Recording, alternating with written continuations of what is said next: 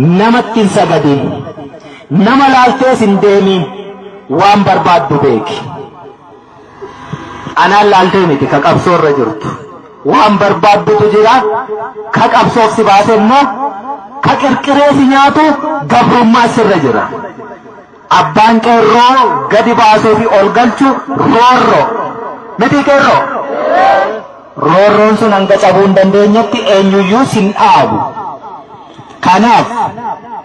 hoggansi keenya kan kallattii nuu kennu ka hiriira nu baasu ka nu fincilchiisu gabrummaatu nurra jira kallattii walii laachuuf immoo bakka deemtan hundumaatti akkuma gaafa diinni waan sin jilbeenfachiise itti fakkaate online singeesse huursuun singeesse jennaan oromummaan iddoo tokkotti walitti sin fide walitti sin dagaagsee bakkoota adda addaa irraa kaa walin beekne bilbila wal jijjiirtanii qabsoof karaa saaqe sana har'as bakka kanatti kumaatamaan argamtaniittu teessoo wal jijjiiraa akkamittiin wal qindeessinaa akkamittiin injifannaa akkamittiin bakka kamitti yoom wal yaamnaa isa jedhu mataa qabdaati diidaa nama laaleen nama birrii sirraa guuree miidiyaa banatee achirratti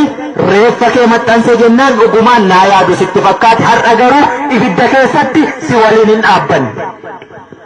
gowwummaan keenya kanaa jechuudha miti amma gaa namaa dha'uun barbaadu namni hedduun garuu akkasittiin harka keessaniin ibidda qabate abaluun akkasiitoo jennee amma ka iyyitanii maraattantu jira namichatti maraatiin sirnaaf maraat namni nama qabsoon baabura ka yaabbate hundatu bakka xumuraatti bu'a jechuu miti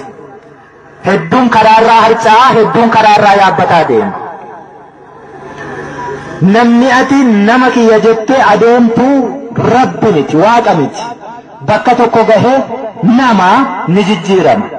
gaafas immoo qabsoo jibbitamoo akkam goota